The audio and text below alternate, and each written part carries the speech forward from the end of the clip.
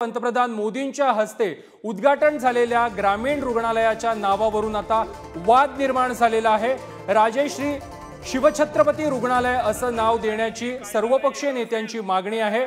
संतप्त नागरिकांनी बॅनर लावून ग्रामीण रुग्णालयाचे राजश्री शिवछत्रपती रुग्णालय नामकरण केलेलं आहे। या संदर्भात अधिक माहिती देत आहेत आमचे प्रतिनिधी सचिन गोसावी। सचिन, जळगावमध्ये पंतप्रधान मोदींच्या हस्ते उद्घाटन झालेल्या ग्रामीण रुग्णालयाच्या नावावरून वाद निर्माण झालेला आहे। हा वाद नेमका काय आहे आणि तिथली सध्याची परिस्थिती काय आहे?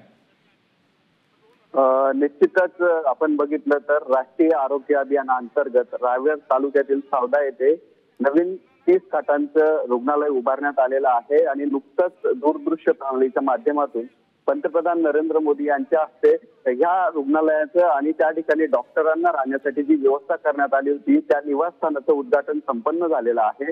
मात्र या रुग्णालयाला राजे शिवछत्रपती असं नाव न दिल्यामुळे आता त्या ठिकाणी नामकरणाचा वाद निर्माण झालेला आहे आणि सर्वपक्षीय नेत्यांनी या उद्घाटनावरच आक्षेप घेतलेला आहे। कारण ज्या वेळेस हा रुग्णालयाचं उद्घाटन झालं त्याच वेळी सावदा नगरपालिकेने तसा ठराव मंजूर केला होता जागा देताना की या रुग्णालयाचं जे नाव आहे ते शिवछत्रपतींच्या नावाने घेतलं पाहिजे। मात्र ज्या दिवशी याचं उद्घाटन झालं पंतप्रधान नरेंद्र मोदी यांच्या हस्ते, मात्र त्या ठिकाणी छत्रपतींचं नाव न दिल्यामुळे सर्वपक्षीय नेते आक्रमक झालेले आहेत आणि त्यांनी नक्कीच सचिन, धन्यवाद तुम्ही दिलेल्या संपूर्ण माहिती संदर्भात।